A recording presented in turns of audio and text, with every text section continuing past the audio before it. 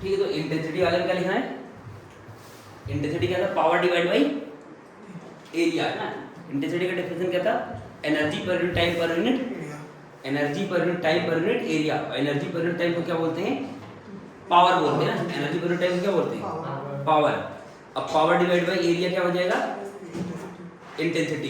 अब पावर हमने पढ़ा था वेव में, क्या पढ़ा था? Half mu a square omega square v. V मतलब वेव वेलोसिटी, ए मतलब एम्पलीट्यूड, और म्यू क्या है? मास पर यूनिट लेंथ। और एरिया, अब इसको म्यू को खोल दो तो म्यू होता है मास per unit length.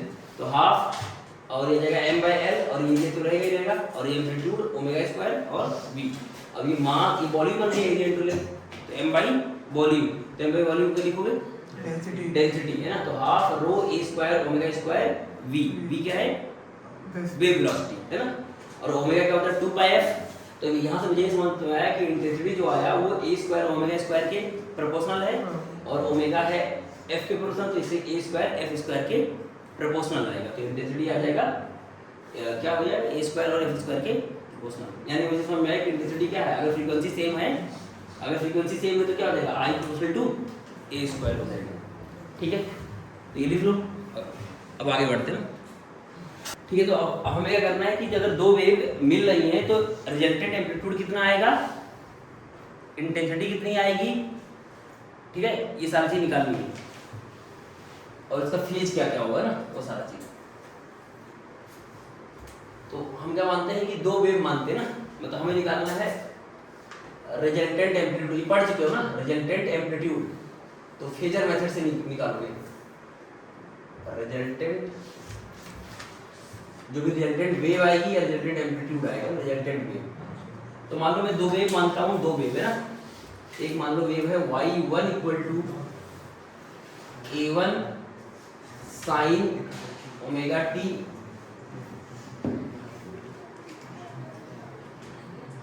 Omega T minus के एक्स प्लस मान लेते हैं फाई वन है ना, या थीटा वन या फाई वन मान लेते हैं ना, थीटा वन। एक दूसरा वेव है y equal to a2 sine omega T minus के एक्स प्लस थीटा 2। ये दो वेव है, ठीक है ना। ये दो वेव क्या करेंगी? इंटरफेयर करेंगी ना। ये दो वेव आई और दोनों वेव क्या कर रहे हैं? इंटरफेरेंस कर रही है। तो जो हमारा रिजल्टेंट एम्पलीट्यूड होगा वो क्या होगा? इन दोनों का सम होगा। इन दोनों सम क्या होगा? अलजेब्रिक सम होगा, ठीक है, अलजेब्रिक सम। लेकिन हमें पता है कि जब साइनसॉइडल फंक्शन होते हैं तो उनको वेक्टर की तरह ऐड करते हैं, मतलब फेजर मान के सॉल्व करते हैं, ठीक है ना। तो रिजल्टेंट एम्पलीट्यूड हो जाएगा y1 प्लस y2। तो यहाँ से क्या आ जाएगा? a1 sine omega T minus के एक्स प्लस थीटा 1, और दूसरा क्या हो जाएगा? a2 sine omega T minus के एक्स प्लस थीटा 2। अब इन दोनों में अगर बोलूं फेज डिफरेंस कितना है? इन दोनों में फेज डिफरेंस कितना है ना। तो क्या हो जाएगा? Theta 1 minus theta 2। तो अगर मैं इन दोनों वेव के बीच का बोलूं फेज डिफरेंस कितना है ना, phase difference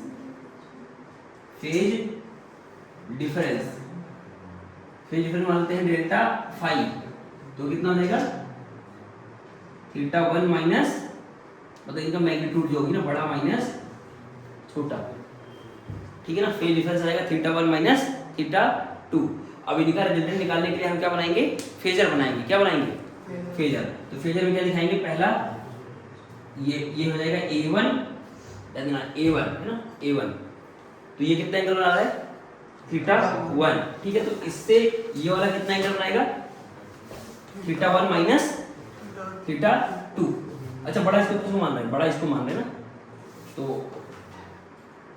theta 2 minus theta 2 minus theta 1। तो बड़ा कौन है? ये। तो इसको रेफरेंस मान लिया, ये तुम्हारा a1 हो गया, और इससे ये कितना आगे है? ये a2 है, तो ये कितना हो जाएगा? डेल्टा 5। ये क्या हो जाएगा? डेल्टा 5, तो थीटा 2 माइनस थीटा 1। तो इनका जो रिजल्टेंट आएगा वो किधर आएगा? इधर आएगा ना। ये हमारा क्या हो जाएगा? रिजल्टेंट है ना। ये क्या हो जाएगा?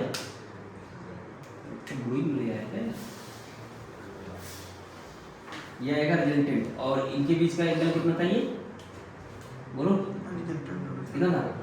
डेल्टा, मतलब ये डेल्टा फाइव है ना, तो ये आ गया ए आर। अब ए आर कैसे निकालोगे, वेक्टर की तरह क्या करोगे, under root a1 square plus a2 square plus 2a1 a2 cos delta five, ठीक है, ये आ जाएगा, ये हमारा रिजल्टेंट हो जाएगा, रिजल्टेंट एम्पलीट्यूड, ठीक है, ये हो गया और रिजल्टेंट एम्पलीट्यूड। अब क्या करना है, अब ये रिजल्टेंट एम्पलीट्यूड किधर आया, तो हमने मान लिया कि a1 से कुछ अल्फा एंगल पे आया, a1 से कितने एंगल पे आया, ध्यान दो वेक्टर सिखा रहा हूँ ना कि अगर दो वेक्टर हैं a1 और a2, ठीक है ना, तो उनका रिजल्टेंट बीच में आता है तो उसका नाम कर दिया a रिजल्टेंट। तो क्या हो जाएगा, a1 square under root a1 square plus a2 square plus 2a1 a2 cos delta five. तो ये मतलब हमारा क्या आ गया, a1 a2 से जो हमारा रिजल्टेंट वेव आएगा उसका एम्पलीट्यूड आएगा, ये क्या होगा, रिजल्टेंट वेव का एम्पलीट्यूड। समझ में आ रही है ये चीज, तो ये जो हमारा वेव आएगा मतलब ये दोनों को वाई आर का एम्पलीट्यूड क्या होगा, ये ए आर होगा, ठीक है। अब ये कितने एंगल पे आए वो पता करना ना, कितने एंगल, तो मुझे अल्फा पता करना है, तो अल्फा के लिए फार्मूला मैंने पढ़ाया था वेक्टर में कि tan अल्फा बराबर क्या पता था, b sin theta upon a plus b cos theta. अगर किसी को नहीं पता तो ये तुम्हें पता होना चाहिए वेक्टर में, यहाँ मैं लिख दे रहा हूँ ना कौन सा वेक्टर में, ये लिखा था कि अगर दो वेक्टर a और b है, दो वेक्टर a और v है और उनके बीच का एंगल थीटा है, तो रिजल्टेंट जो आता है, रिजल्टेंट r वो आता है under root a square plus b square plus 2ab cos theta.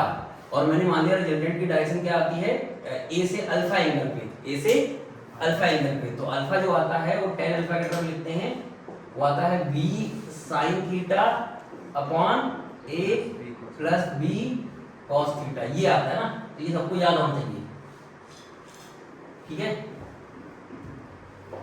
तो यही चीज यहाँ लगाओ, तो यहाँ से बताओ b कौन है, तो बोलो सर a हो गया, जहां से एंगल मेजर करते हैं वो क्या होता है, a होता है, जहां से एंगल मेजर कर रहे हो क्या होता है a, तो b क्या हो जाएगा a2, यहाँ क्या लिखोगे a2 sin डेल्टा फाइव, है ना, डेल्टा फाइव क्या है, a1 a2 के बीच का एंगल, यहाँ पर क्या था, a और b के बीच का एंगल क्या था, थीटा था, और यहाँ पर a1 a2 के बीच एंगल कितना है, डेल्टा फाइव, तो यह जाएगा a2 sin delta five upon a1 plus a2 cos delta five.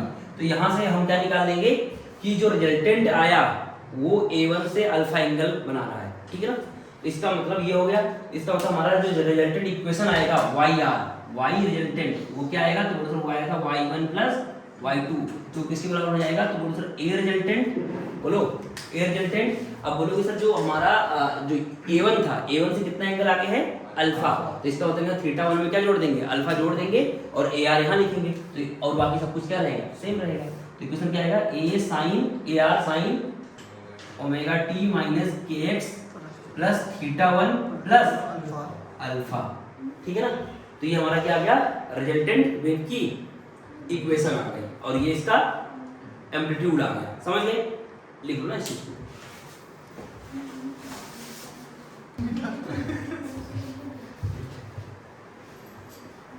ठीक है, लिख लो इसको, आगे आगे बढ़ते हैं ना।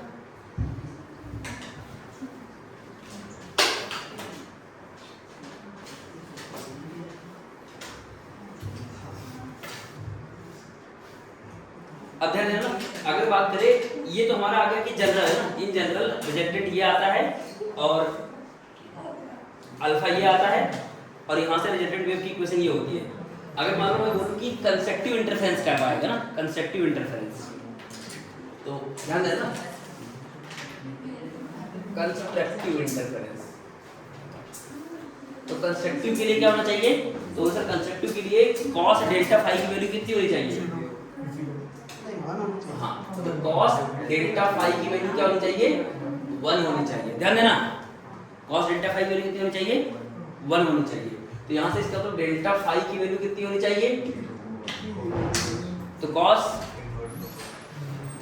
की वैल्यू 1 कब होती है, तो बोलो सर 0 पे होती है, 2 पाई पे होती है, 4 पाई पे होती है, यानी कि डेल्टा फाइव वैल्यू कितनी होनी चाहिए, 2n पाई, है ना, कितनी होनी चाहिए, 2n पाई, है ना, मतलब ये वैल्यू होनी चाहिए, ये होनी चाहिए 0 2 पाई, बोलो, फिर 4 पाई, ऐसे करते करते करते तो यहाँ से मतलब डेल्टा फाई की वैल्यू कितनी होनी चाहिए 2n पाई, जहाँ n बिलोंग्स टू क्या होंगे इंटीजर, n की वैल्यू ना 1 2 3 डॉट डॉट डॉट ऐसा हो जाएगा, ठीक है ना। तो ये हो गया, ध्यान देना। तो डेल्टा फाई क्या आ गया 2n, हाँ मतलब 0 1 2 3 4 5 है ना, माइनस भी रख दोगे तो नेगेटिव एंगल आएगा, कोई फर्क नहीं पड़ेगा ना, 0 1 2 3 ऐसा, ठीक है ना। मतलब कोई भी इंटीजर डालोगे तो कॉस की वैल्यू क्या आएगी 1 आएगी ना, ठीक है। अच्छा हमने पढ़ा था कि फेज डिफरेंस और पाथ डिफरेंस रिलेशन पढ़ा था। फेज डिफरेंस क्या होता है k डेल्टा x k2, तो इसी को हम अगर यहाँ ध्यान दो इसको क्या कर सकते हैं k इनटू डेल्टा x, ये पढ़ा था फार्मूला कि डेल्टा फाई बराबर k इनटू डेल्टा x, और k क्या था 2 pi by lambda into delta x। तो यहाँ पर ये भी लिख सकते हैं क्या, ध्यान दो डेल्टा फाई नहीं कर सकते हैं k delta x equal to 2n pi, तो k हम दो 2 pi by lambda equal to delta x equal to 2n pi, तो 2 पाई से 2 पाई बन जाएगा, तो डेल्टा x की वैल्यू कितनी आ गई n लैम्डा, यानी कि ये हम तुम्हारी किसकी कंडीशन हो जाएगी, ये और ये कंसेप्टिव इंटरफेरेंस की कंडीशन हो जाएगी, यानी मैक्सिमा की कंडीशन हो जाएगी, समझ गए। तो मैक्सिमा की कंडीशन या फिर कंसेप्टिव इंटरफेरेंस ना, कंसेप्टिव या फिर कंसेप्टिव इंटरफेरेंस है ना, इंटरफेरेंस या फिर मैक्सिमा की कंडीशन क्या हो जाएगी, ये हो जाएगी ना डेल्टा x बराबर 2n पाई या फिर डेल्टा x बराबर n लैम्डा, यानी पाथ डिफरेंस क्या हो लैम्डा का इंटीजर मल्टीपल हो, ठीक है। अब आगे थोड़ा सा देखते हैं,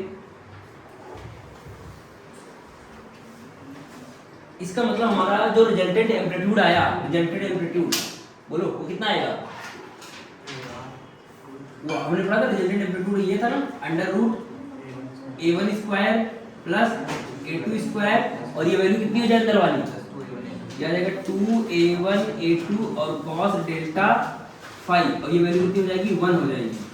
तो यहाँ पर ar जो आएगा हाँ a1 plus a2 plus 2a1 a2 आ जाएगा, यानी a रिजल्टेंट यानी कि वो a मैक्सिमम हो जाएगा, वो आ जाएगा a1 plus a2, a1 plus a2 हो जाएगा, a1 प्लस a2 हो जाएगा, समझ गए इसी, a1 प्लस a2 हो जाएगा, ठीक है। ऐसे ही ये आया रिजल्टेंट एम्पलीट्यूड, ये क्या है बोलो, रिजल्टेंट या फिर मैक्सिमम एम्पलीट्यूड बोल सकते हैं ना, इसको बोलोगे मैक्सिमम एम्पलीट्यूड।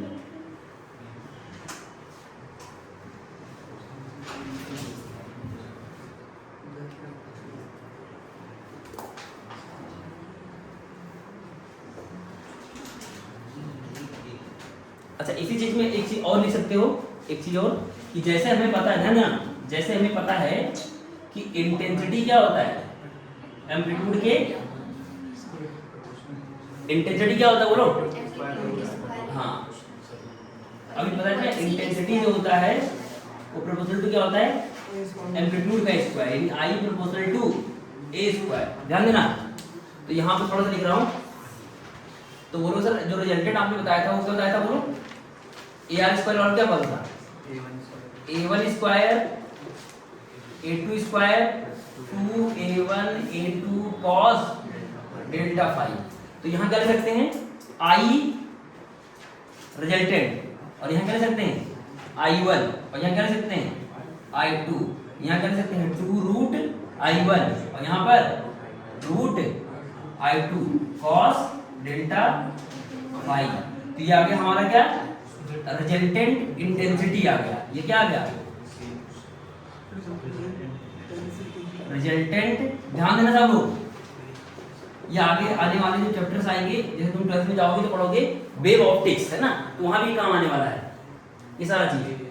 तो अभी यहाँ पढ़ा दे रहा हूँ तो वहां पर जल्दी से करा दूंगा ना, मतलब वहां पर जस्ट थोड़ा सा पढ़ाऊंगा हो जाएगा काम है ना। तो आई आर आ जाएगा। तो इसका मतलब आई आर मैक्सिमम कितना आ जाएगा, आई आर मैक्सिमम कितना आ जाएगा, दोनों से ये वैल्यू 1 हो जाएगा, ये वैल्यू क्या हो जाएगा, यानी कि कंसेप्टिव इंटरफेरेंस के लिए ये वैल्यू कितनी होनी चाहिए 1। तो यहाँ से आई रिजल्टेंट कितना आ जाएगा बोलो, तो इसको ऐसे लिख सकते हो ना, रूट आई वन का होल स्क्वायर, बोलो रूट आई टू का होल स्क्वायर, और इसको लिख सकते हो 2 root I one root I two, और कॉस डेल्टा फाई क्या हो जाएगा 1 हो जाएगा, कॉस डेल्टा फाई की वैल्यू क्या हो जाएगी 1 हो जाएगी मैक्सिमम के लिए। तो इसका मतलब आई मैक्सिमम जो आएगा, आई मैक्सिमम वो क्या आएगा, root of I one plus root of I two का होल स्क्वायर।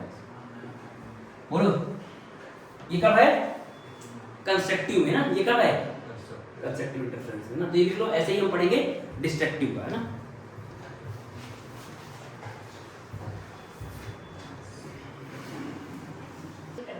ठीक है ना। तो कंस्ट्रक्टिव इंटरफेरेंस मैक्सिमा, अच्छा इसी बोलेंगे क्या कि इन फेज है ना, इन द फेज, अगर मतलब फेज में रहोगे, मतलब कोई दो वेव फेज में रहेगी तो उस समय क्या आएगा, मैक्सिमा आएगा, मतलब कंसेप्टिव इंटरफेरेंस आएगा। तो ए आर कितना आएगा, ए मैक्सिमम आएगा, मतलब एम्पलीट्यूड मैक्सिमम आएगा, a one plus a two हो जाएगा, और इंटेंसिटी मैक्सिमम कितनी हो जाएगी, root I one plus root I two का होल स्क्वायर हो जाएगा ना। अब बात करते हैं इसका डिस्ट्रक्टिव इंटरफेरेंस की ना, बस अच्छे मिटा देते ना पूरा क्या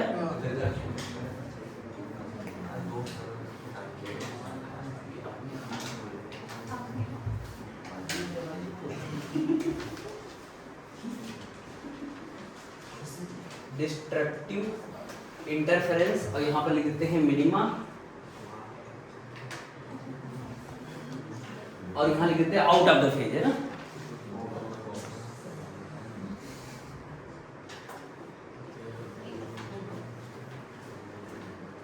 ये कब आएगा, आउट ऑफ द फेज कब आएगा, तो बोलो सर cos डेल्टा फाई की वैल्यू कितनी हो जाए, बोलो cos डेल्टा फाई की वैल्यू कितनी हो जाए -1, कितना हो जाए, ध्यान दो, cos डेल्टा फाई की वैल्यू कितनी हो जाए -1।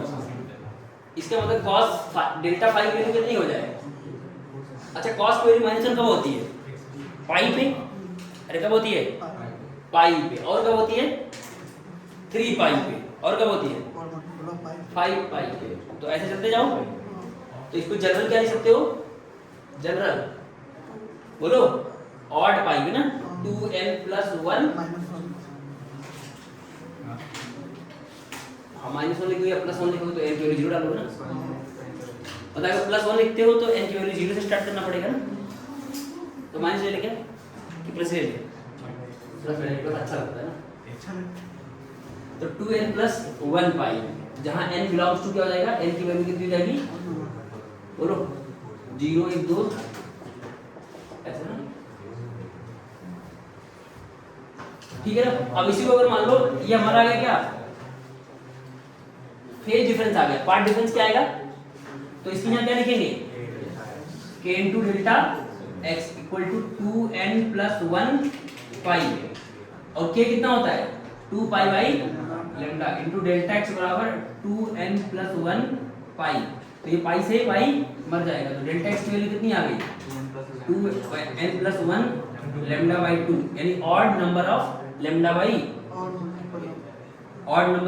बाई टू, यानी कि अगर डेल्टा x की वैल्यू किसके बराबर हो जाए, तो सर वो लैम्डा बाई 2 आ जाए, 3 लैम्डा बाई 2 आ जाए, या फिर 5 लैम्डा बाई 2 हो जाए, तो क्या कहलाएगा, हाँ।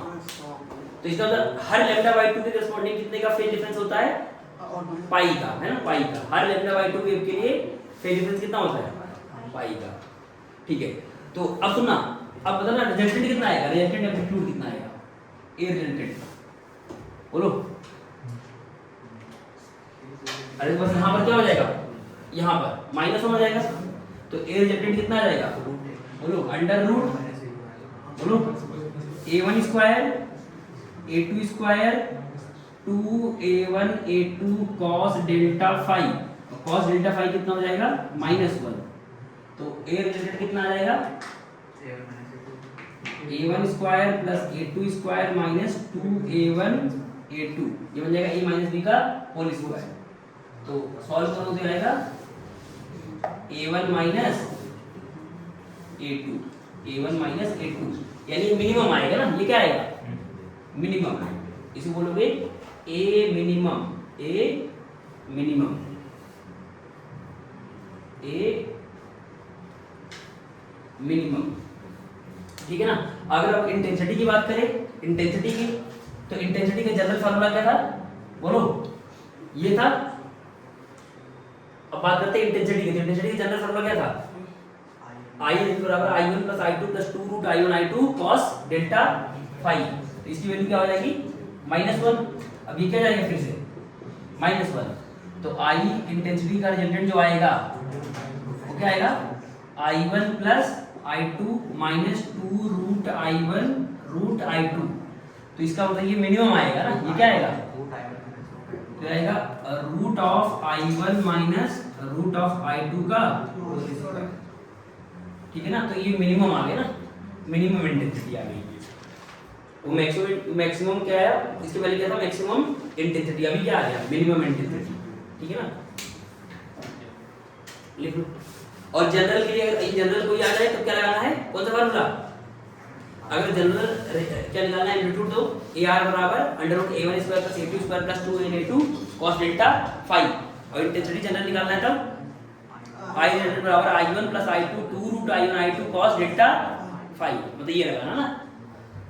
अगर मान लो इन जनरल निकालना है ना, मतलब इसी तो सब कुछ आता है ना, बाकी तुम्हें ध्यान रखना है कि मिनिमम मैक्सिमम कब आता है। मिनिमम कब आएगा, जब आउट ऑफ फेज होंगे, क्या होंगे आउट ऑफ फेज, तो मतलब मिनिमम आएगा। और मैक्सिमम कब आएगा, जब इन द फेज होंगे, मतलब जब फेज डिफरेंस कितना हो 2 पाई 4 पाई 6 पाई का, ठीक है। और बाकी अगर कोई और फेज आ जाए ना, जैसे मान लो बोले दो वेव है, उनके बीच का फेज, ध्यान देना, दो वेव है उनके बीच का फेज मान लो 30 डिग्री है, तो यहाँ लिखना 30, फिर जो आएगा वो आएगा, ठीक है। लिख लो, तो एक दो क्वेश्चन कर लेते हैं ना, एक दो क्वेश्चन की प्रैक्टिस कर लेते हैं। एक और कॉन्सेप्ट सिखाया होगा, ये वेक्टर में ध्यान देना, वेक्टर में कॉन्सेप्ट और सिखाया होगा, देखो एक बार वेक्टर में सिखाया होगा कि अगर दो वेक्टर है A और A, दोनों की मैग्नीट्यूड मतलब दोनों वेक्टर की मैग्नीट्यूड बराबर है ऐसे, और इनके बीच का एंगल थीटा है, तो रिजल्टेंट जो आता है इन दोनों का सम वो आता है 2A cos थीटा बाई, क्या आता है 2A cos थीटा बाई 2 आता है, और इनका सम आता है ना, ये सम आता है, अरे इन दोनों का सम होता है ये रिजल्टेंट मतलब A vector plus B vector का मैग्नीट्यूड वो आता है 2A cos theta by 2, cos theta by 2, ये सम आया। और डिफरेंस क्या आएगा इन दोनों का, हाँ मॉड, ये आया सम आया, और ये आएगा डिफरेंस, डिफरेंस आएगा A vector minus B vector, जो कि आएगा 2A sin थीटा बाई 2, याद है कि नहीं ये चीज, ये पढ़ाया होगा। दो वेक्टर का सम आता है, अगर दो वेक्टर के मैग्नीट्यूड इक्वल इक्वल है तो सम आता है 2A cos थीटा बाई 2 और डिफरेंस आता है 2A sin थीटा बाई 2। तो ऐसे सोचो कि अगर तुम्हारे पास दो वेव है ना, कितने वेव हैं, दो वेव, अगर दोनों वेव के मतलब दो वेव है और एम्पलीट्यूड क्या है सेम है, दो वेव है और एम्पलीट्यूड क्या है सेम है, और फेज डिफरेंस मानते हैं डेल्टा फाई है, फेज डिफरेंस कितना है डेल्टा फाई, ठीक है ना। तो बताना एम्पलीट्यूड कितना है, रिजल्टेंट एम्पलीट्यूड बोलो, तो बोलो सर 2A बोलो cos डेल्टा फाई बाई 2, ये आ जाएगा 2A cos delta phi by 2। अच्छा इंटेंसिटी कितनी आ जाएगी, इंटेंसिटी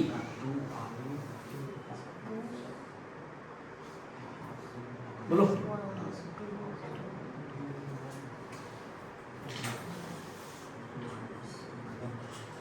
कितना है इंटेंसिटी बोलो, कर ही लेते ना एक बार दोनों।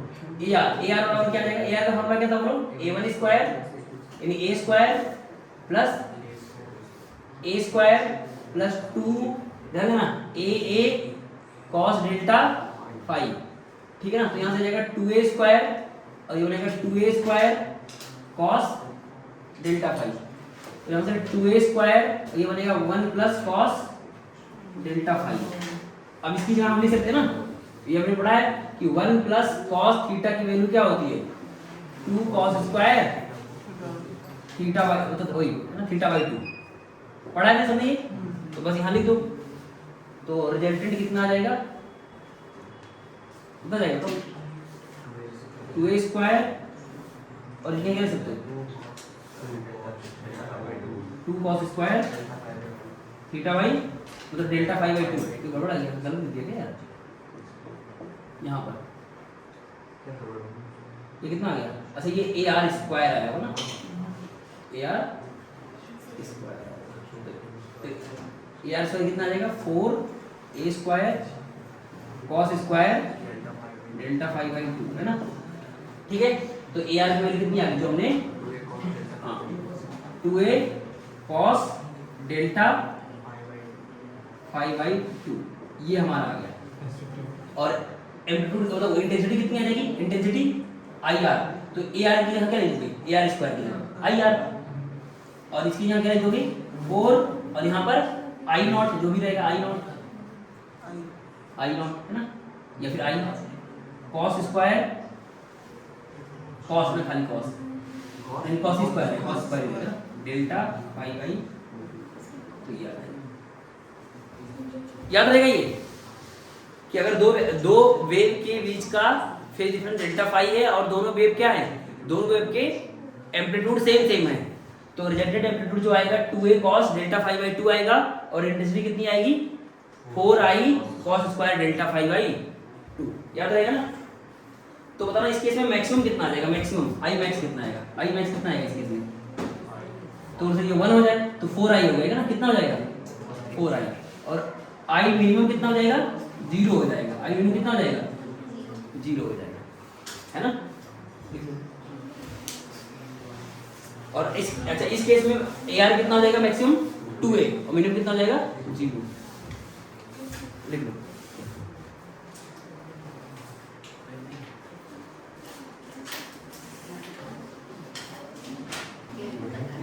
है ना, ए आर स्क्वायर है ना यहाँ पर,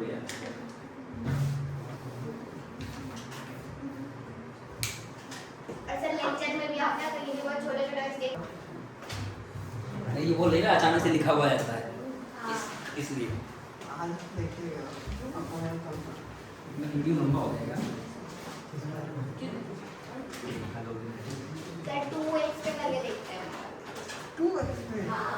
बहुत बढ़िया, वेरी गुड।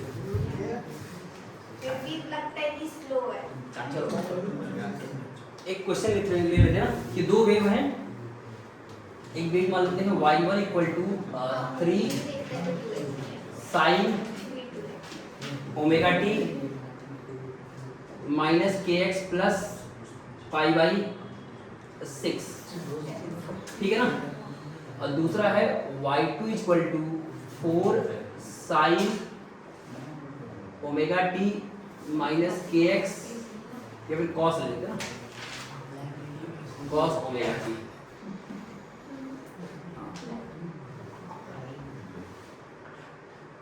ये है ना, ये दो वेव है, दोनों अगर इंटरफेयर करेंगी तो हमें बताना है find resultant amplitude and resultant intensity, resultant amplitude, दूसरा है resultant amplitude and resultant intensity. करके बता दो जल्दी से। फिर अगला क्वेश्चन है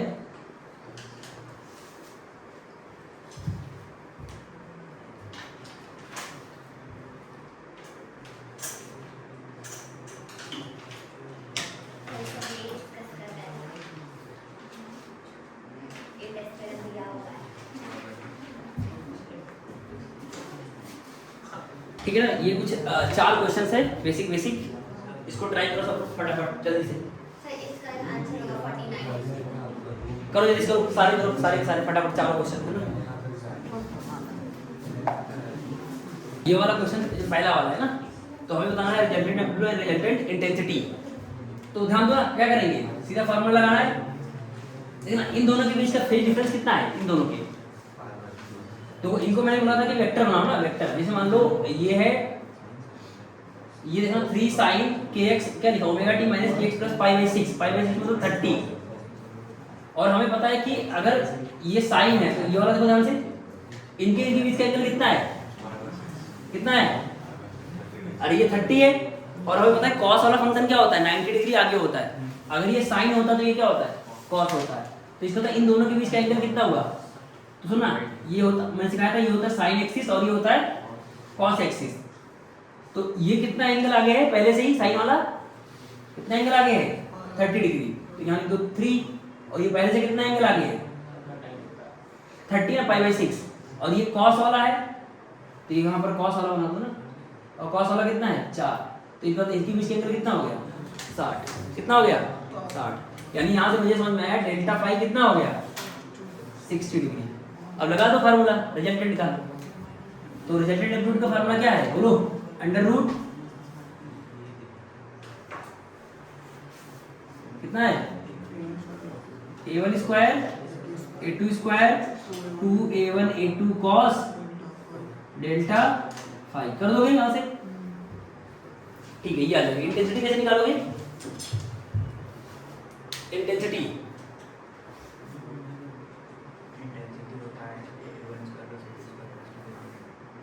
कैसे, क्या होता है, 2 रूट, हाँ, तो हमें जैसे एम्पलीट्यूड तो पता है ना, इनके एम्पलीट्यूड पता है, ठीक है ना। तो यहां से मुझे समझ में आ गया, रिजल्टेंट आ जाएगा ना, निकाल लोगे। और ऐसे ही इंटेंसिटी का फार्मूला क्या था, बोलो, आई रिजल्ट बराबर क्या था, I1 प्लस I2 प्लस 2 रूट ऑफ I2, ये आ जाएगा ना, cos डेल्टा फाई। तो यहाँ से तुम्हें दिख रहा होगा A1 कितना है, यहाँ पर A1 कितना है 3, A2 कितना है 4, और डेल्टा फाई तो बताइए। अच्छा I1 कितना हो जाएगा, हाँ A1 स्क्वायर होता है ना, प्रोपोर्शनल होता है, तो एग्जैक्ट तो नहीं बता सकते, मतलब जो इंटेंसिटी होता है एम्पलीट्यूड के स्क्वायर के होता है, तो हमें निकालना पड़ेगा इंटेंसिटी अलग से। तो इंटेंसिटी का फार्मूला क्या था, पूरा एक लिखवाया होगा ना, पूरा क्या निकाला था, 2 पाई करके ना, 4 पाई स्क्वायर करके लिखा होगा, तो वहां से इंटेंसिटी निकालना पड़ेगा। क्या होगा, इंटेंसिटी तुम्हें देगा क्वेश्चन अगर जब निकालना होगा तो, या फिर रेशियो से पूछ सकता है। तो यहाँ से इंटेंसिटी इस सारे फार्मूले से निकालोगे, तो यहाँ से हम क्या निकाल सकते हैं, I1 एंड I2, फिर ये वाला फार्मूला लगा देंगे। या फिर अगर रेशियो पूछे तो फिर आराम से निकाल सकते हो। अगर एग्जैक्ट वैल्यू पूछे तो हम नहीं निकाल पाएंगे ना, जब तक इंटेंसिटी मतलब वेव्स की पता ना हो, या फिर वेव की इंटेंसिटी हम पता करेंगे अलग से, समझिए कि नहीं ये चीज़। बाकी एम्पलीट्यूड निकाल सकते हो ना, एम्पलीट्यूड है 3 4, तो यहाँ रखना 3 का स्क्वायर का 4 का स्क्वायर 2 × 3 × 4 cos 60, और cos 60 1/2, तो सॉल्व करोगे कितना आएगा, हाँ √37 आएगा ना। ये जो सॉल्व करोगे तो रिजल्टेंट एम्पलीट्यूड आएगा √37, और ये निकालने के लिए मुझे I1 I2 चाहिए, ठीक है ना। तो I1 I2 यहाँ से निकालोगे ना, यहाँ से, जब साइन डेटा पता रहे ना कि डेंसिटी इतनी है, ये सब पूरा ना, ठीक है। अब नेक्स्ट वाला पार्ट, ये वाला पार्ट, हाँ, अब यहाँ बोला है कि देखो I1 I2 का रेशियो क्या है 6:9, तो हमें मैक्सिमम टू मिनिमम निकालना है ना। तो हमें क्या निकालना है, I max by I min, ध्यान देना सारे लोग ना, ये निकालना है। तो I max का फार्मूला क्या है,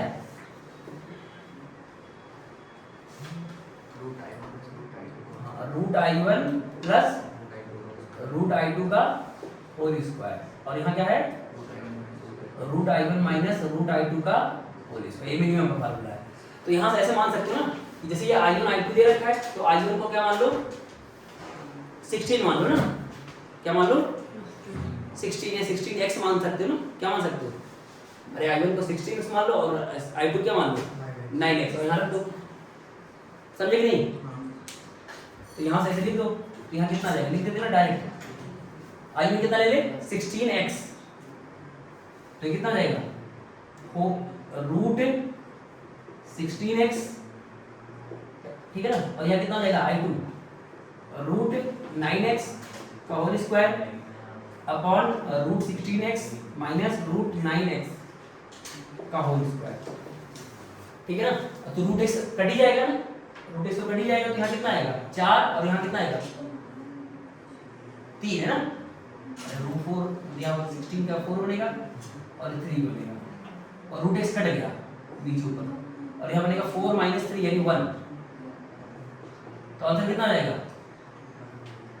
7 का स्क्वायर बाई 1 यानी 49:1, ठीक है। ये करके बता जल्दी से,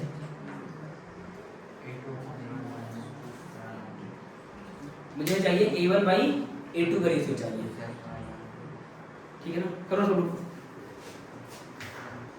ठीक है ना। तो ये वाला हो गया, ये वाला हो गया, ये वाला कर रहे हैं, मुझे कर दिया होगा सारा है ना।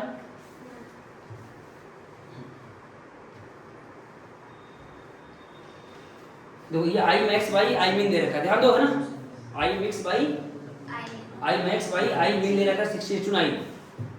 आदित्य देखो इधर, अब I max की जगह क्या लिखोगे, I max नहीं क्या लिखोगे, बोलना I max क्या होता है आदित्य, क्या होता है I max root I1 plus root under I2 का, तो मतलब मिनिमम कितना होता है, हाँ I मिनिमम कितना आता है, हाँ क्या आता है root under I1 minus root under I2 का होल स्क्वायर, लिखो यहाँ पर कितना आएगा, तो बताना कार्तिक मैक्सिमम कितना आया था, मैक्सिमम रूट I1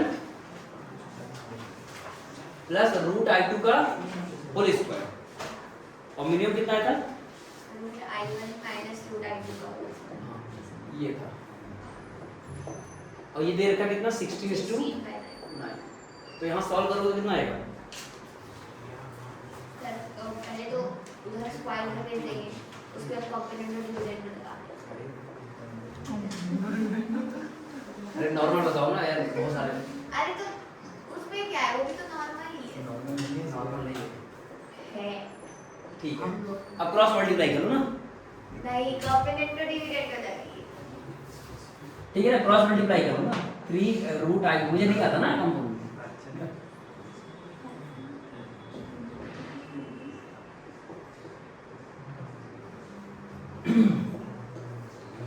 कितना जाएगा बोलो, ये उधर जाएगा तो कितना जाएगा 7 रूट I2 है ना, और ये इधर आएगा तो सिर्फ रूट I1 बचेगा ना, हाँ, तो स्क्वायरिंग कर लो ना, तो I1 by I2 स्क्वायरिंग कर लोगे तो आएगा 49 by 1, I2 equal to I1 है ना, तो I1 बाई I2 का रेशियो कितना आया 49/1, तो A1 बाई A2 क्या आ जाएगा, तो हम इसको ऐसे लिख सकते हैं ना, I1 क्या होता है, I1 बाई I2 क्या होता है, I1 जो I होता है A स्क्वायर होता है, तो ये आ जाएगा A1 square by A2 square है ना, तो यहाँ से A1 बाई A2 कितना आ जाएगा 7:1 है ना, 7:1, ठीक है ना। फिर तुमसे अगर कोई बोले कि नहीं ये भी निकाल दो सर ना, A maximum by A minimum निकाल दो ना, A maximum by A minimum, तो कितना आ जाएगा A मैक्सिमम, तो ये 7 ये आ जाएगा A1 plus A2 upon A1 minus A2, तो कितना आ जाएगा 7 प्लस 8 मतलब 7x plus x equal two upon 7x minus x, तो कितना आएगा 8/6 यानी कि सही है ना 4/3। बाकी और करना ना, ये 2-3 पार्ट उससे करना ना, फिर आगे एक पाथ डिफरेंस वाला भी ले जाते हैं ना, पाथ डिफरेंस वाले 2 क्वेश्चंस लिखो।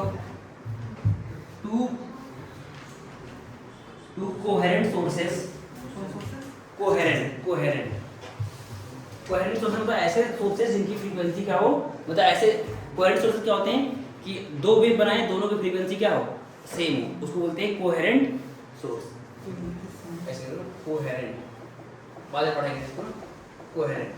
देखो 2 कोहेरेंट सोर्सेस, ब्रैकेट में लिख देना सेम, मतलब इसका मतलब होता है वेव हैव सेम फ्रीक्वेंसी ना, same frequency and constant phase difference, and constant phase difference bracket में लिख देना कि कोहेरेंट सोर्स का बोलते हैं जो क्या हो, दो वेव के बीच की, दो वेव का फ्रीक्वेंसी क्या हो, सेम हो, और उनके बीच का फेज डिफरेंस क्या हो, कांस्टेंट हो। तो देखो टू कोहेरेंट सोर्सेस ब्रैकेट में लिख देना, is producing wave of intensity I not, is producing wave of intensity I not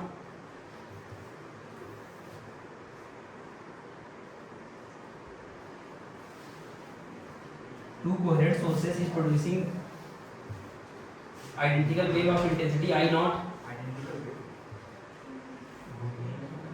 ठीक है, क्या लिखा तुमने, क्या लिखा? is producing wave of intensity। हाँ, इंटेंसिटी I naught मतलब दोनों का इंटेंसिटी सेम है ना, and wavelength lambda,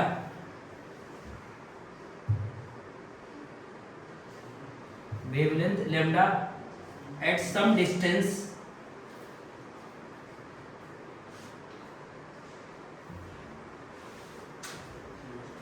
at some distance from point P,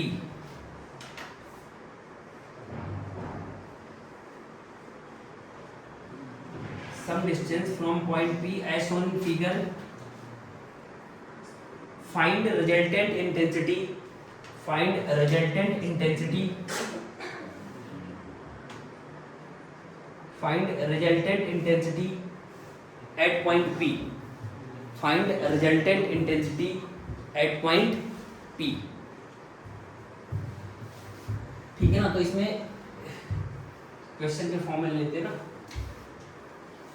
तो ध्यान देना कि जैसे मान लो, ध्यान दो, दो सोर्स हैं, यहां से एक सोर्स है S1 और दूसरा सोर्स क्या है S2। ध्यान दो, दो सोर्स हैं, दोनों कैसे हैं, कोहेरेंट है। कोहेरेंट है मतलब क्या हुआ कि इनकी फ्रीक्वेंसी सेम है और इनके बीच का जो फेज डिफरेंस है वो क्या है, कांस्टेंट है, तो वो चेंज नहीं होगा। तो मान लेते हैं इसकी इंटेंसिटी कितनी है आई नॉट और इसकी भी इंटेंसिटी कितनी है आई नॉट।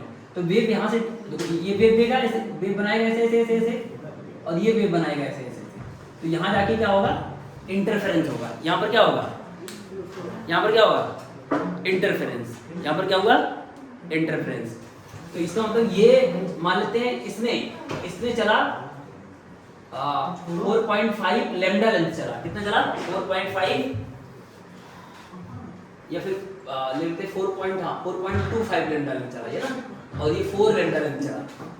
ध्यान दो, ये वाला सोर्स से वेव कितना डिस्टेंस चला, 4.25 लैम्डा, और ये कितना चला 4 लैम्डा। तो यहाँ पर क्या होगा, इंटरफेरेंस होगा। यहाँ पर क्या होगा, तो यहाँ पर इंटेंसिटी कितनी आएगी ये बताना है ना, यहाँ पर इंटेंसिटी कितनी आएगी ये बताना है। कैसे बताओगे, समझ में आ रहा है? अरे दो सोर्स थे, सोर्स 1 सोर्स 2, ये सोर्स है ना, दो सोर्स थे, दोनों ने सेम इंटेंसिटी की वेव बनाई, दोनों ने सेम इंटेंसिटी की वेव बनाई। अच्छा, दोनों की फ्रीक्वेंसी क्या थी, सेम थी, तो इसीलिए फेज डिफरेंस क्या रहेगा, कांस्टेंट रहेगा। तो इसने चला कितना, अरे पी पॉइंट यहाँ से जो वेव चल रही है उसको पहुंचने के लिए कितना लैम्डा चलना पड़ रहा है, लेंथ कितना चलना पड़ रहा है, 4.25 लैम्डा। इसको चलना पड़ रहा है 4 लैम्डा। तो हमें पता है कि जो पाथ डिफरेंस होता है उसके करस्पॉन्डिंग क्या आता है, फेज डिफरेंस। इसका मतलब जब यहाँ पर ये वेव यहाँ से पहुंचेगी, ये वाली वेव यहाँ पहुंचेगी, तो दोनों में क्या हो गया होगा, एक फेज डिफरेंस आ गया होगा। तो जहाँ पर यहाँ पर इंटरफेरेंस होगा तो क्या होगा, एक रिजल्टेंट आएगा। तो हमें निकालना है ना, तो हमें बताना है पी पॉइंट पर क्या रिजल्टेंट इंटेंसिटी। समझ में आ रही है मैं क्या बोल रहा हूँ? तो सबसे पहले क्या करेंगे, सबसे पहले हम क्या करेंगे, देखो ध्यान से यहाँ पर। तो बोलो सर इसने कितना चला 4.25 लैम्डा, इसने कितना चला, बोलो इस सोर्स ने कितना चला 4 लैम्डा, 4.25 लैम्डा, और ये कितना चला 4 लैम्डा। तो पाथ डिफरेंस कितना है इनके बीच का, इनके बीच का पाथ डिफरेंस कितना है, पाथ डिफरेंस जिसको क्या बोलते हैं, डेल्टा एक्स। क्या बोलते हैं, डेल्टा एक्स। वो कितना आएगा 4.25 माइनस 4, तो कितना आया 0.25। कितना आया 0.25 को क्या लिख सकते हो, लैम्डा बाई 4, लैम्डा बाई 4। अब क्या निकालेंगे, इसके करस्पॉन्डिंग क्या निकालेंगे, फेज डिफरेंस। तो हमने पढ़ा है कि फेज डिफरेंस जो होता है, फेज डिफरेंस का फार्मूला क्या होता है? तो सर वो आपने सिखाया था डेल्टा फाई बराबर के इंटू डेल्टा एक्स, ये रिलेशन पढ़ा था फेज डिफरेंस और पाथ डिफरेंस की रिलेशन। तो डेल्टा फाई की वैल्यू कितनी हो जाएगी? तो सर वेव नंबर होता है 2 पाई बाई लैम्डा और डेल्टा एक्स कितना है? Lambda by 4। तो ये सॉल्व करोगे तो डेल्टा फाई की वैल्यू कितनी आ गई? पाई बाई 2। इसका मतलब ये दोनों जो वेव मिल रही हैं इनके बीच का इंटेंसिटी मतलब इनके बीच का फेज डिफरेंस कितना है? पाई बाई 2। तो अब रिजल्टेंट इंटेंसिटी यहाँ पर पी पे क्या आएगी? तो सर आईपी जो आएगा वो क्या आएगा? फॉर्मूला क्या था? I1 plus I2 2 root I2 cos delta phi, ये हमने पढ़ा था। तो I1 कितना है? तो सर I0 है वो, I2 कितना है? वो भी I0 है 2। अच्छा cos 90 तो 0 हो जाएगा, तो करने की जरूरत ही नहीं है क्योंकि cos delta phi pi by 2 है और cos पाई बाई 2 क्या होता है? 0 होता है ना। तो लिख देते पहले, लिख ही देते यहाँ जाएगा cos पाई बाई 2 और ये कितना होता है? 0। तो इसलिए IP कितना आ जाएगा? 2I0। कितना आया? 2I0। इसका मतलब P पॉइंट पे रिजल्टेंट इंटेंसिटी कितनी आएगी? 2I0, है ना। अगर मान लो यही सुनना जानते तो कितना? अगर ये चलता 5 लैम्डा, कितना चलता? और ये चलता कितना? 4 लैम्डा, तो पार्ट डिफरेंस कितना होता? लैम्डा का। तो यहाँ क्या लिखते? लैम्डा। यहाँ क्या लिखते? यहाँ लिखते लैम्डा। तो डेल्टा फाई क्या आता है? 2 पाई। डेल्टा फाई क्या आता है? 2 पाई। तो यहाँ क्या आता है? 2 पाई। तो यहाँ क्या होता है? 1। तो इसका मतलब यहाँ था I0 और यहाँ होता 2 रूट I0। तो इसका आंसर क्या आ जाता है? 4I0 आ जाता है। यानी इंटेंसिटी अब कितनी हो जाती? 4 हो जाती है। यानी I मिलके यहाँ आंसर क्या मिलता? 4। I मिलके यहाँ क्या मिलता? 4। और अभी I मिलके क्या मिल रहा है? 2I। समझे? अरे आया कि नहीं? यानी अगर तुमसे कोई बोले कि मैक्सिमम का कितना परसेंट है, ये मैक्सिमम का कितना परसेंट है, तो बोलो सर ये मैक्सिमम का 50% है। मैक्सिमम का, अरे मैक्सिमम कितना होगा? अगर I मिलेंगे तो मैक्सिमम कितना हो सकता है? 4I। तो इसका तो मैक्सिमम का कितना परसेंट है? ये 50% है। लिख लो, फिर एक क्वेश्चन और करते हैं ना। तो ये 2 क्वेश्चन ट्राई कर लो कि सुनना तो ध्यान से, दो वेव है और कैसे कोहेरेंट मतलब क्या होगा कि इनके बीच का फेज डिफरेंस क्या है? कांस्टेंट है, मतलब फ्रीक्वेंसी क्या होगी? सेम होगी। फेज डिफरेंस क्या होगा? कांस्टेंट होगा। तो ये I0 और ये चलता 4 लैम्डा, ये चलता 3 लैम्डा, तो IP बताना है। इसका आएगा 4I0 क्योंकि इनके बीच का लैम्डा कितना आएगा? मतलब पार्ट डिफरेंस कितना आएगा? लैम्डा आएगा। और अब यहाँ पर है 9I, यहाँ पर 4I, ये चला 3.5 लैम्डा, ये चला 3 लैम्डा, तो यहाँ IP बताना। जल्दी से बता दो फटाफट। तो एक नोट लिख लो। क्या नोट है? कि जब भी सुना ध्यान से, जब भी कोई वेव है ना रेयर मीडियम से जा रही है, कहाँ पे? किसी डेंसर मीडियम में जा रही थी, लेकिन वहां से रिफ्लेक्ट कर गई। ध्यान दो, बहुत इंपॉर्टेंट है ये चीज। ये सबने कर लिया होगा ना? ठीक है, तो एक बार ये सबने कर लिया होगा, इसका आंसर आ गया होगा ना। तो ये ध्यान रखो, यहाँ पर उन्होंने क्या लिखाया कि अगर कोई वेव, सुना ध्यान से, अगर कोई वेव मान लेते हैं ये वॉल है, यहां से कोई वेव आई है ना, यहां से मान लेते हैं कोई वेव आई है ऐसे करके ऐसे, तो यहां से कोई वेव आई और ये है इंसिडेंट वेव है ना, ये है इंसिडेंट वेव और ये है रिफ्लेक्टेड वेव। ये क्या है? Reflected wave. ठीक है ना। तो अगर मान लो ये डेंसर हो जाए, सुना, अगर ये रेयर है और ये डेंसर, तो लाइट सुना, कोई वेव अगर मान लो रेयर से आ रही है और यहाँ पर क्या आ गया? मेरे डेंसर मीडियम आ गया, तो उससे तुम्हारी वेव क्या हो गई? रिफ्लेक्ट कर गई। तो ये वाले वेव और ये वाले वेव में एक्स्ट्रा फेज डिफरेंस आ जाएगा। कितने का डिफरेंस? पाई का। तो इसका मतलब इन दोनों वेव के बीच में एक पाथ डिफरेंस आ गया। कितने का? लैम्डा बाई 2 का। मैंने क्या बोला? ध्यान दो सारे लोग कि जब भी कोई वेव क्या होगी, रेयर से कोई डेंसर जा रही थी और डेंसर से क्या कर गया? रिफ्लेक्ट कर गया। जब भी कोई वेव क्या होगा? डेंसर से रिफ्लेक्ट होगा। तो इंसिडेंट वेव और रिफ्लेक्टेड वेव में क्या होगा? एक पाई का फेज डिफरेंस आएगा, मतलब लैम्डा बाई 2 का एक पाथ डिफरेंस आएगा। तो लिखा है वही चीज। इसका मतलब अगर इसका, सुना ध्यान से, अगर इसका फेज मान लेते हैं फाई है, तो इसका फेज कितना हो जाएगा? फेज कितना हो जाएगा इसका? 5 प्लस पाई बाई 2 होगा। कब? जब ये क्या हो, रेयर हो और ये क्या हो, डेंसर हो। समझे कि नहीं चीज? अगर इसका फेज मान लो 5 है तो इसका कितना हो जाएगा 5 प्लस पाई बाई 2। तो इन दोनों के बीच का फेज डिफरेंस कितना हो गया? पाई बाई 2 नहीं है क्या, पाई है ना। फेज डिफरेंस क्या हो जाएगा 5 प्लस पाई। तो इसका मतलब इन दोनों के बीच का फेज डिफरेंस कितना हो गया, पाई। तो इसका मतलब इन दोनों के बीच में पाथ डिफरेंस कितना आ गया, लैम्डा बाई 2 का। तो वही चीज यहाँ लिखा है कि अगर क्या लिखा है, whenever a wave reflect from a denser medium to rarer medium a phase difference of pi, hence path difference lambda by 2 is introduced। समझे कि नहीं? तो इसी भी बेसिक क्वेश्चन करते हैं ना, इसी लॉजिक पर।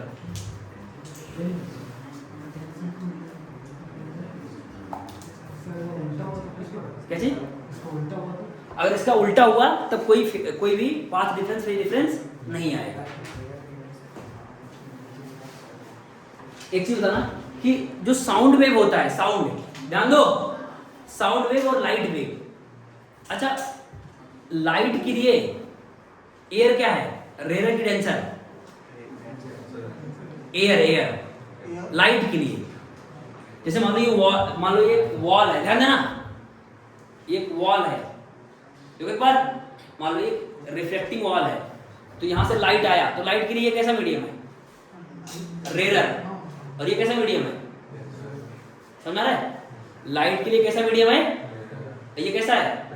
तो अगर मान लो लाइट वेव आएगा तो इसका मतलब किधर से आया लाइट वेव, रेयर से, और रिफ्लेक्ट किया तो क्या आएगा, डेंसर में आया। तो कहां से रिफ्लेक्ट किया, डेंसर। तो ये अगर ये रिफ्लेक्टेड रे है और ये क्या है, सॉरी ये इंसिडेंट है और ये रिफ्लेक्टेड, तो इन दोनों में क्या आएगा, फेज डिफरेंस किसका आएगा, पाई का। लेकिन अगर यही साउंड वेव हो, यही क्या हो, लेकिन हमें ये क्या है, साउंड वेव। तो अगर साउंड आया तो साउंड के लिए सॉलिड क्या होता है, देखो साउंड की स्पीड जो होती है सॉलिड में सबसे ज्यादा होती है। सबसे ज्यादा कहां होती है, सॉलिड में, फिर लिक्विड में, और गैस में सबसे कम।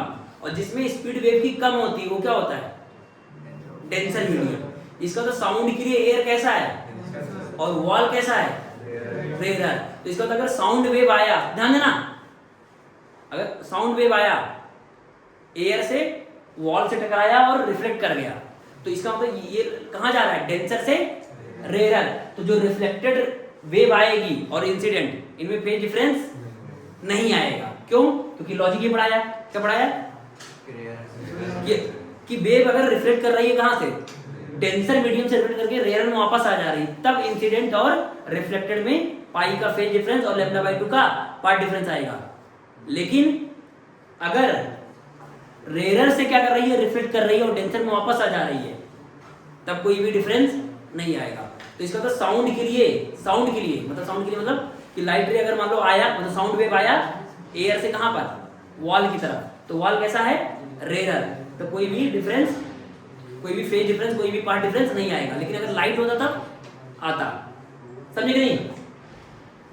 तो लिखो, फिर एक क्वेश्चन करते हैं इसीलिए।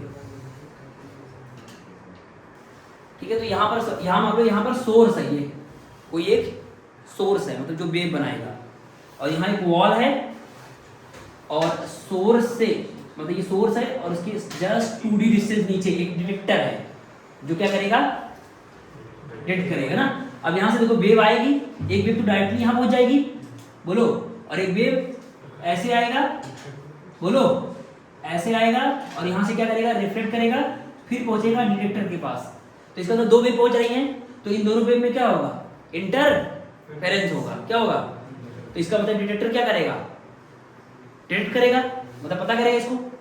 तो हमें मतलब ये डिटेक्टर क्या करेगा कि मैक्सिमम इंटेंसिटी आएगी, मिनिमम की आएगी, ये मुझे पता करेगा, कौन देगा, डिटेक्टर। तो हमें क्या करना है, इस डिटेक्टर को मैक्सिमा, मतलब लगे कि मैक्सिमा आएगा तो उसकी कंडीशन क्या होगी, और मिनिमा आएगा उसकी कंडीशन क्या होगी। अब सुनना, अब यहाँ पर सोर्स को हम चेंज कर सकते हैं। सोर्स अगर हम मान लो एक बार क्या ले, लाइट ले, एक बार क्या ले, साउंड ले, तो क्या क्या होगा, है ना। ठीक है, तो इस क्वेश्चन का लैंग्वेज लिखा देते हैं, ये लिखा देता हूँ। तो लैंग्वेज है राइट एन एक्सप्रेशन, ये मतलब इस क्वेश्चन का right an expression write an expression for a detector duty to receive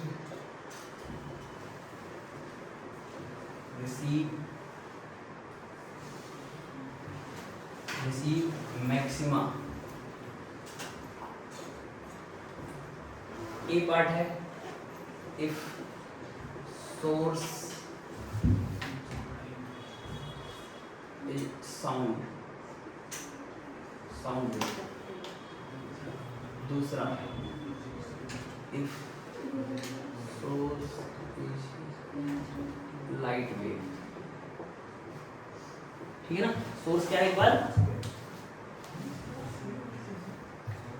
ठीक है, दो चीजें है ना. तो लाइट वेव के लिए क्या होता है, वॉल, ये सुनना, लाइट के लिए कैसा होगा, ये लाइट के लिए क्या होगा, डेंसर, और साउंड के लिए कैसा होगा, रेयर, है ना. इसी समझ में आता है कि नहीं ये चीज, क्योंकि हमें पता है कि साउंड की स्पीड होती है सॉलिड में सबसे ज्यादा होती है और गैस में कम होती है. तो इसका मतलब गैस उसके लिए, साउंड के लिए क्या है, डेंसर मीडियम, और सॉलिड क्या है, रेयर. अच्छा, लाइट के लिए उल्टा, लाइट के लिए क्या होगा, ये क्या होगा, डेंसर. ठीक है, तो एक बार क्या है, साउंड सोर्स कैसा है, साउंड वेव है.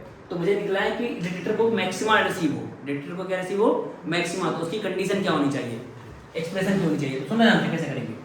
सबसे पहले देखो हम क्या निकालेंगे, पाथ डिफरेंस निकालेंगे. क्या निकालेंगे, पाथ डिफरेंस. तो पहला ए वाला कर रहे हैं ना, ए वाला. अगर सोर्स कैसा है, साउंड, सोर्स कैसा है, अगर सोर्स साउंड है तो ये कैसा मीडियम होगा, हाँ, तो वॉल कैसा बिहेव करेगा, वॉल कैसा होगा, रेयर होगा, है ना. वॉल कैसा होगा, रेयर. और जो हमारा एयर है वो क्या होगा, डेंसर. किसके लिए, ये साउंड के लिए. तो अगर मैं पाथ डिफरेंस लिखूं, पाथ डिफरेंस डेल्टा एक्स, वो कितना आएगा, वो जल्दी से. तो मान लेते हैं इस पॉइंट का नाम है P, ठीक है ना, और इस सोर्स को बोल देते हैं S. क्या बोलते हैं, S. तो पाथ डिफरेंस क्या आ जाएगा, SP माइनस, अरे इसमें जो है ना SP प्लस PD. तो यहाँ क्या लिखोगे, SP प्लस PD में से क्या घटा दोगे, SD. क्या घटा दोगे, SD. ध्यान दो सर लोग, पाथ डिफरेंस निकालना है. तो ये इसमें कितना चला, SP, और इधर कितना चला, PD, और इसे कितना इधर चला, SD. अब सुनना, हमें पता है SP और PD सेम है, SP और PD क्या होंगे, सेम. अच्छा, ये D है, ये D है, तो ये कितना हो जाएगा पाइथागोरस से, √2D. बोलो, अरे ये D है ना, ये D तो पाइथागोरस से कितना हो जाएगा, √2D है ना. तो इसका मतलब ये दोनों बराबर है, तो कितना आ जाएगा,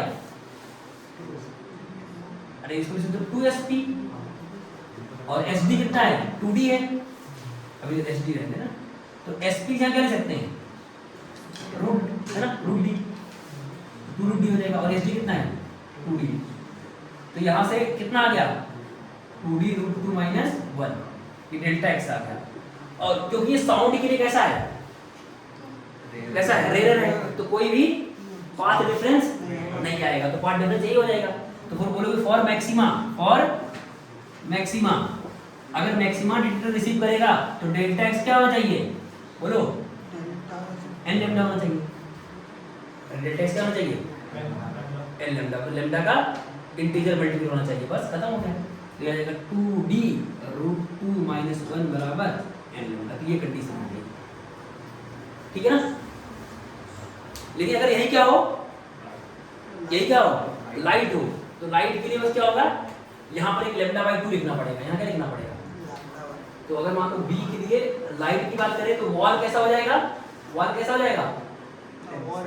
डेंसर, और एयर कैसा होगा, रेयर. किसके लिए, लाइट वेव के लिए, लाइट वेव, ठीक है ना. तो पार्ट डिफरेंस क्या आ जाएगा, डायरेक्ट. तो 2D √2 माइनस 1 तो आया, और प्लस λ/2, समझे कि नहीं, प्लस λ/, इसी समझ में रखनी, ठीक है ना. तो अब बोलोगे sir for maxima, for maxima, तो डेल्टा एक्स जो आया वो क्या होना चाहिए, एन लेमडा होना चाहिए। और डेल्टा एक्स कितना है, 2d रूट टी माइनस 1 प्लस लेमडा बाई 2 बराबर एन लेमडा, है ना। तो क्या जाएगा 2d रूट 2 माइनस 1, ये उधर जाएगा तो n lambda minus lambda by 2, ठीक है ना। तो अगर यहाँ लेमडा कॉमन ले लो तो क्या आएगा, एन माइनस 1 बाई 2, ये आ गई कंडीशन, ठीक है। समझ गए ना कैसे करना है। तो इसमें क्वेश्चन मिलेंगे, तो मॉड्यूल में बहुत सारे क्वेश्चन मिलेंगे। एक्चुअली ये सब मैं वेव ऑप्टिक्स से पढ़ाता हूँ, बट तुम्हारे मॉड्यूल में दे रखा है, लगाओगे तो फंस जाओगे, तुम्हें करना पड़ रहा है। देखो यही चीज कहाँ था, स्ट्रिंग वेव भी काम आता है, जो हमने भी सिखाया है कि क्या सिखाया अभी, कि जब भी कोई वेव, ध्यान दो क्या सिखाया, जब भी कोई वेव क्या होगा, किसी डेंसर मीडियम से क्या करती है, रिफ्लेक्ट करती है। तो इंसिडेंट वेव और रिफ्लेक्टेड वेव में क्या आता है, पाई का फेज डिफरेंस आता है, मतलब लैम्डा बाई 2 का पाथ डिफरेंस आता है। ये चीज हम स्ट्रिंग वेव में देख सकते हैं, जो हम डेली लाइफ में देखते हैं। कैसे, जैसे मान लो ये पढ़ा होगा फिर से, जैसे मान लो एक स्ट्रिंग लिया ना, एक क्या लिया, स्ट्रिंग लिया, उसमें एक ऐसे एक पल्स बनाया, क्या बनाया, एक वेव पल्स बनाया। तो वेव पल्स मैंने यहाँ बना दिया, उसको ध्यान से सब लोग, एक वेव पल्स बना दिया। तो मान लो ये वेव आगे जा रही है, ये वेव किधर जा रही है, आगे, और यहाँ वॉल है और ये फिक्स है, ये क्या है, ये है फिक्स। तो क्या होगा, तो ये वेव क्या होगी, आगे ट्रेवल करेगी। तो मान लो किसी इंटरमीडिएट पोजीशन पे ऐसे आएगा, ऐसे करके ऐसे आएगा, अभी भी जा रही है। अब क्या होगा, जब ये रिफ्लेक्ट करेगी ना, क्या करेगी, रिफ्लेक्ट करेगी। तो रिफ्लेक्ट करने के बाद क्या होगा, ये वापस पीछे करके आएगी, मतलब ऐसे आएगी। तो दिख रहा होगा ना, वेव यहाँ पर ऊपर थी और यहाँ पर नीचे, ये है इंसिडेंट और ये है रिफ्लेक्टेड। तो ये उल्टा हो गया ना, तो उल्टा मतलब क्या हुआ, पाई का फेज डिफरेंस आ गया, यानी कि लैम्डा बाई 2 का पाथ डिफरेंस हो गया। अगर यही चीज मैं क्या करूं, यहाँ पर खुला छोड़ दूं, यहाँ पे एक रिंग लगा दूं, क्या कर दूं, रिंग लगा दूं, ओपन एंड कर दूं, क्या कर दूं, ओपन एंड कर दूं, क्या कर दूं, ओपन एंड। तो जो तुम ऐसे बनाओगे, तो जब ये वेव आगे जाएगी ना, तो ये एक्चुअली क्या होगा, ये जो आगे जाएगा तो ये वाला पॉइंट क्या है, ऊपर भाग जाएगा ना, ऐसे जैसे यहाँ जब यहाँ ये जा रहा होगा, तो ये वाला वेव ऐसे ही जाएगा, क्योंकि ऊपर जा सकता है, ऊपर चला जाएगा, तो ऐसे करके ऐसे आ जाएगा, और फिर जो वापस आएगा तो उसी में वापस आएगा, उसी से वापस आएगा, ऐसे आएगा। अगर खुला छोड़ दोगे उधर, लेकिन जैसे यहाँ पे एक रिंग फंसा दो, यहाँ पर क्या फंसा दो, रिंग। तो जो तुम ऐसे करके पल्स बनाओगे, तो जो जाएगा और फिर वापस सेम फेज में ही वापस आएगा। तो वही चीज यहाँ लिखवाया, समझे कि नहीं। तो अगर यहाँ खुला छोड़ दिया तो कैसा मीडियम हो गया, ये रेयर हो गया। कैसा हो गया, ये रेयर। तो इसलिए अगर यहाँ रेयर हो गया, तो इसका तो वापस उसी मीडियम में कोई भी फेज डिफरेंस नहीं आएगा। लेकिन अगर क्या रहेगा, क्लोज एंड रहेगा, फिक्स एंड रहेगा, तब डेंसर हो जाएगा, तो क्या होगा, एक पाई का फेज डिफरेंस, लैम्डा बाई 2 का पाथ डिफरेंस आएगा, जो हमने इस क्वेश्चन में किया। समझिए कि नहीं ये चीज। तो इसको मैं पढ़ाने वाला हूँ नेक्स्ट लेक्चर में ना, ठीक है ना। तो कल हम क्या पढ़ेंगे, तो आज इतने का ना, कल क्या पढ़ेंगे, कल हमें पढ़ना है कि अगर मान लो वेव क्या करती है, किसी एंड से रिफ्लेक्ट करती है, तो रिफ्लेक्टेड वाली का शेप क्या होगा, है ना। ये सारी चीजें हम करेंगे। जो हमने बताया ना कि स्ट्रिंग में एक ओपन एंड होता है, एक फिक्स एंड होता है। तो फिक्स एंड में क्या होगा, जब वेव जाएगी तो क्या होगी, उल्टी होके आएगी। तो इसका मतलब क्या होगा, पाई का फेज डिफरेंस यानी लैम्डा बाई 2 का पाथ डिफरेंस आ गया, ध्यान दो। और अगर मान लो फ्री एंड है तो क्या होगा, तो सेम फेज में वापस आएगी। तो अब हम कल क्या करेंगे कि अलग अलग शेप का वेव भेजेंगे और फिर देखेंगे कि जो इंसिडेंट वेव आएगी, मतलब रिफ्लेक्टेड वेव आएगी, वो कैसी होगी ना, दिखने में कैसी होगी। तो वो सारा शेप हम कल ड्रॉ करेंगे और फिर कुछ क्वेश्चन करेंगे ना, ठीक है। तो आज इतना ही ना।